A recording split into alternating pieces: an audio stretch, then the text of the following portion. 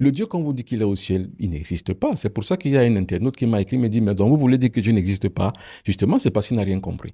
Je dis que le Dieu qu'on nous a dit qu'il est au ciel, notre Père, que ton nom soit sanctifié, que ton règne vienne, et je l'assume, il n'existe pas. Parce qu'en l'an 1, on l'avait créé, il était question qu'on crée un Dieu, parce qu'on voulait faire les conquêtes terriennes d'outre-mer. On a donc créé un Dieu, parce que quand on veut dompter un peuple, on lui donne un Dieu. Il fallait donc qu'on crée un Dieu qu'on appelle Jéhovah pour qu'on le donne maintenant au peuple négro-africain pour pouvoir le dompter. C'est comme ça que ça s'est passé. Celui-là n'est pas bon, il n'existe pas. Donc n'y croyez pas. C'est pour ça que j'ai dit aux négro-africains, sortez des églises. Parce qu'on vous parle du même Dieu. Et l'église qui vous parle du même Dieu vient de chez ceux qui ont créé ce Dieu-là.